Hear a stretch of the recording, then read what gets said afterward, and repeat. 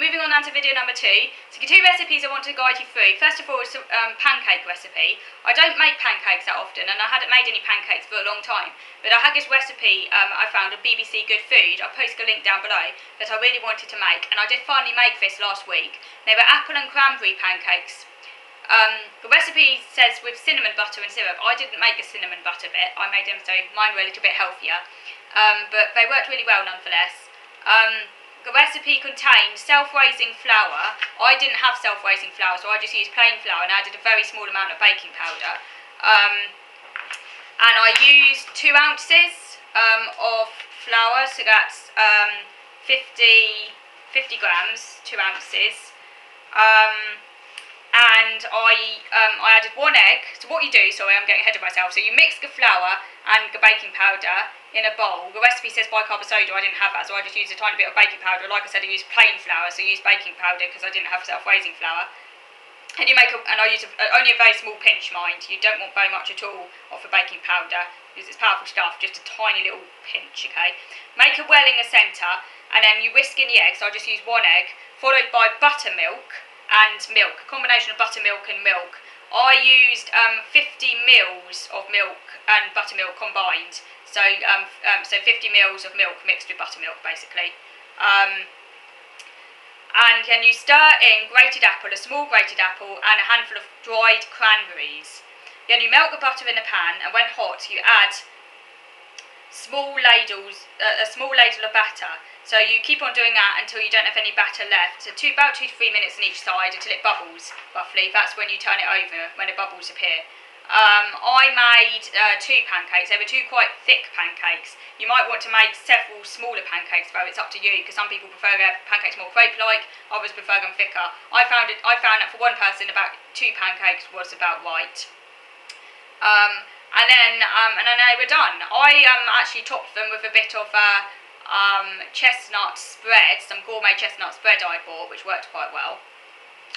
I really like them actually. I think, oh yeah, also don't forget cinnamon. Well, if you like cinnamon, that is. I added a bit of cinnamon, and I think that, brought out the flavour.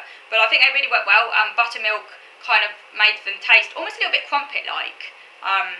Yeah, they did taste a little bit crumpet-like, and I liked them. They were nice. The other thing I made recently, hang on, where is this recipe? I should have it in front of me. The other, recipe I made recently was a deliciously Ella recipe for baked porridge. It was a baked apple and, sorry, I should have this ready. I'm very disorganised today. Very disorganised. I did have it in front of me a minute ago, and here we are. Found it. Yes, deliciously Ella apple and cinnamon porridge bake. This was actually quite nice. What I did was I placed 40 grams of oats, so just under 2 ounces, about the same amount of oats you'd have if you were making porridge, in a bowl with milk. So I did about the same amount of milk I would use if I was making porridge. So off the top of my head, I think that was about just over 200 mils. And I left that to soak for 10 minutes in a bowl. You can preheat oven to 200 degrees. If you've got a fan oven, that'll be about 180.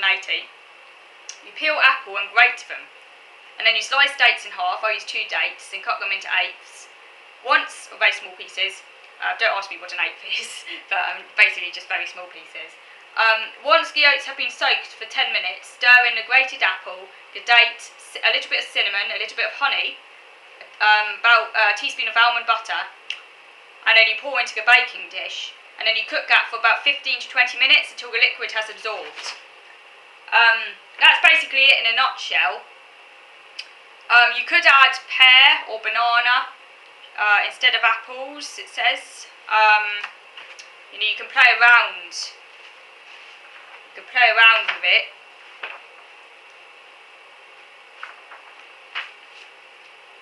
You could add berries alongside apples. You can really play around with baked porridges. I mean, really, like I was saying, the basic premise is that you're just putting the oat mixture in the oven instead of on a pan. The best temperature, as I say, is about 200 degrees or 180 degrees fan, and depending on the oven, that could take 15 to 20 minutes. Obviously, all ovens vary, so do keep an eye on it. It's ready when the milk has all been absorbed. So give baked porridge a try if you like porridge. I think it might maybe taste even nicer than porridge on the stove. I think the flavours come out a bit more when it's baked. So, as I say, I was very pleased I made that. Again, just briefly, before I finish, you might be interested, this is a coffee I've been drinking recently. It is Little's Irish cream flavour. I got this on a treat Thursday.